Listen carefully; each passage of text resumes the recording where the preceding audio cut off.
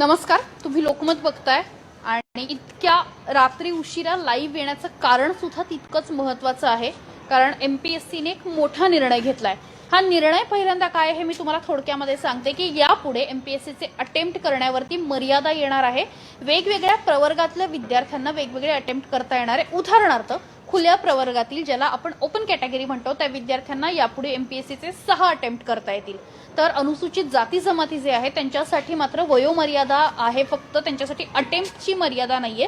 तर दुसरीकडे जे ओबीसी प्रवर्ग आहे किंवा इतर मागास प्रवर्ग आपण ज्याला म्हणतो त्यांना आता यापुढे 9 अटेम्प्ट करता येतील. आणि याच मुद्द्यावरती एमपीएससी परीक्षेचा गेल्या काही वर्षांपासून अभ्यास करणारे विद्यार्थी माझ्यासोबत आहे. आपण त्यांच्याकडनं जाणून घेऊया, आपण त्यांच्याशी बोलूया आणि जाणून घेऊया. पहिल्यांदा मला हे सांगा की साधारण किती अटेम्प्ट करता येतात आणि वयोमर्यादा काय आहे? साधारणपणे आत्तापर्यंत एमपीएससीच्या परीक्षेमध्ये ओपन या कॅटेगरीसाठी राज्यसेवेच्या परीक्षेसाठी 38 वर्ष वय आणि इतर ज्या कॅटेगरीज आहेत ओपनच्या व्यतिरिक्त त्याच्यासाठी 43 वर्ष वय अशी वयोमर्यादा होती.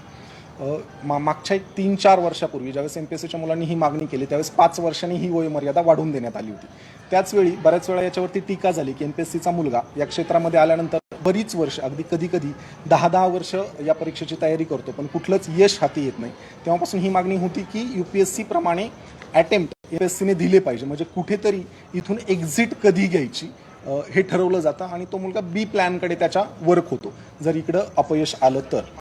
त्या अनुषंगाने एमपीएससीने निर्णय घेतला. या निर्णयाचं स्वागत करायला हवं. पण ते स्वागत करत असताना 2-3 गोष्टी अशा आहेत. यूपीएससी जे त्यांचं वेळापत्रक पाळतं किंवा त्यांच्या डेट्स यूपीएससी मेंटेन करतं आणि त्यावेळी त्या गोष्टी घडत जातात. तसं एमपीएससी सातत्याने करत नाही आहे. एमपीएससी त्याबाबत सातत्याने अपयशी ठरतं.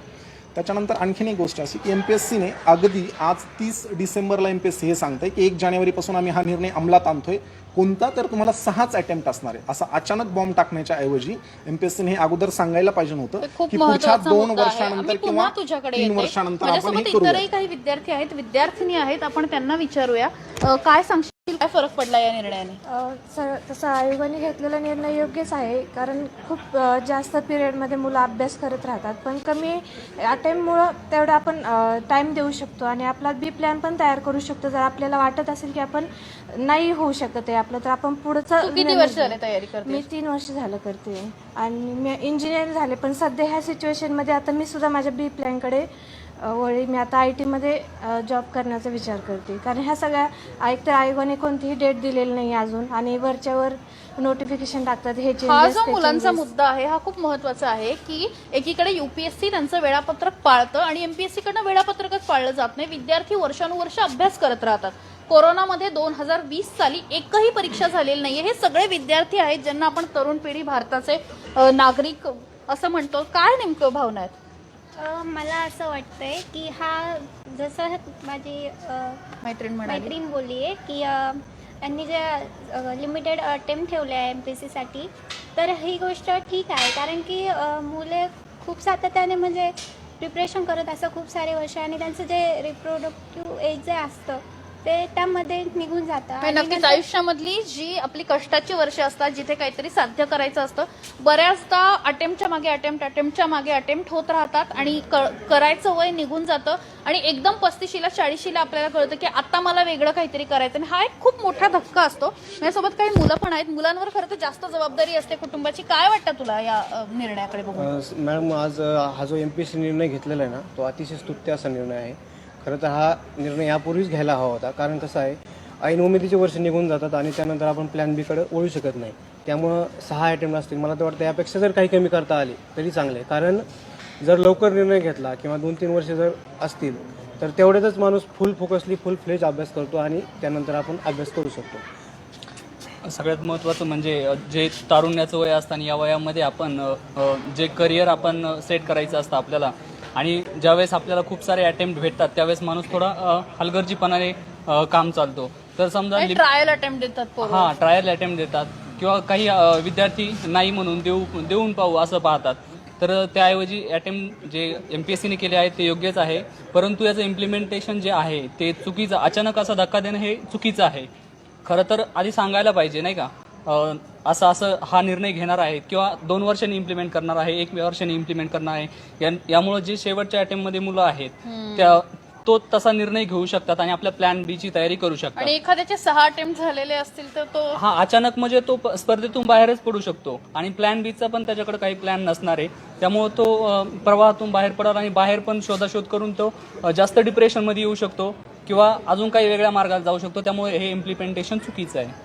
दुर्दैवाने स्पर्धा परीक्षांची तयारी करणाऱ्या 10 विद्यार्थ्यांनी आत्महत्या केली आहे या लॉकडाऊनच्या काळामध्ये. नैराश्य आलेलं आहे आणि अशा वेळी एक मोठा निर्णय एमपीएससीने लागू केला. काय सांगशील? निर्णय चांगला आहे, पण या निर्णयामध्ये एक त्रुटी मला अशी वाटते की तुम्ही अनलिमिटेडवरून डायरेक्ट 6वर येत आहे ओपन कॅटेगरीच्या मुलांसाठी. जर त्यांनी 8 अटेम्प्ट ठेवले असते आणि कॅटेगरीच्या मुलांना 10 ठेवलं असतं तर हे अजून चांगलं झालं असतं. आणि नंतर अजून काही वर्षानंतर त्या 8 अटेम्प्टचे 5 अटेम्प्ट आणि त्या 10चे 7वर आणलं अजून चांगलं असतं हे. आणि दुसरी गोष्ट, यांनी ही क्लॅरिटी केली नाही आहे की EWSचे विद्यार्थी आणि SCBCचे विद्यार्थी त्यांच्याबद्दल यांनी काहीच क्लॅरिफिकेशन दिलेलं नाही आहे. जर ते पण कोणत्या ना कोणत्या पद्धतीनं मागास असतील तर त्यांनाही अटेम्प्ट्स वाढून मिळायला हवेत.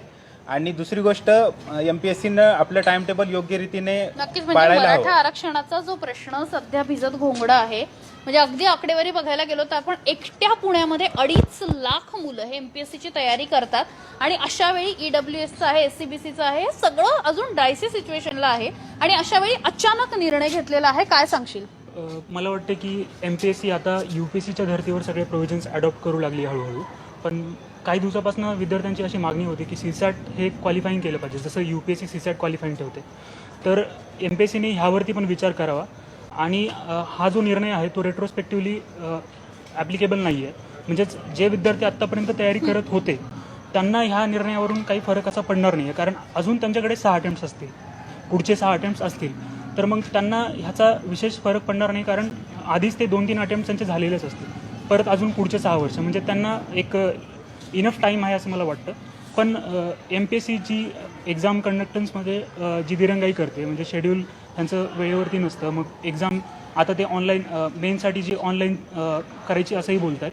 तर त्यावरती म्हणजे ट्रान्सपरन्सी मेंटेन केली पाहिजे एमपीएससीने, एवढंच म्हणणं आहे. आणि UPSCच्या धर्तीवर म्हणजेच जर एखादा विद्यार्थी एमपीएससीची तयारी करत असेल तर जास्तीत जास्त अशा प्रोव्हिजन्स असल्या पाहिजेत की तो UPSCसाठी पण केपेबल व्हावा. कारण की मला थोडक्यात फक्त म्हणजे तुला इंटरप्ट करते, सॉरी, सगळ्यांनाच विचारायचा आहे हा प्रश्न की यामुळे अशा पद्धतीने वेगवेगळ्या प्रवर्गासाठी वेगवेगळे अटेम्प्ट दिल्यामुळे कुठेतरी विद्यार्थ्यांमध्ये असंतोष किंवा जातीयवाद किंवा असं काही होते हो, वाटतं? नक्कीच.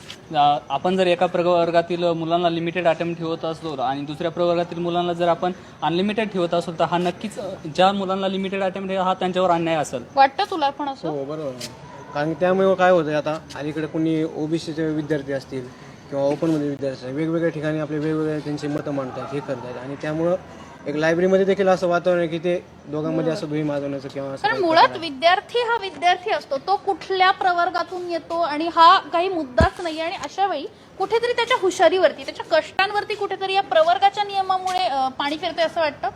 हो वाटतं ना, कारण की असे 2 गट निर्माण होतात, म्हणजे OBCचा एक गट आणि मराठ्याचा एक गट, असं जर लायब्ररीत गट निर्माण होत असतील तर ही गोष्ट आता हे मुलं फक्त लायब्ररी पुरतं बोलतायत, पण उद्या अधिकारी झाल्यानंतर सुद्धा एखादा अधिकारी जर दुसऱ्या अधिकाऱ्याला म्हटलं की मला एवढ्या अटेम्प्ट मध्ये यश मिळालं आणि तुला तर जास्त मिळाले, हे काय कसं बघतोस तुझ्याकडे? नाही, आपण सामाजिक आरक्षणाची जी कल्पना स्वीकारली आहे त्याच्यामध्ये UPSCने पण हेच धोरण स्वीकारलं किंवा घटनात्मक दृष्ट्या म्हणजे अगोदर एज रिलॅक्सेशन जे होतं ते सुद्धा OBC असेल किंवा SC STच्या विद्यार्थ्यांना एजचं रिलॅक्सेशन जास्त होतं.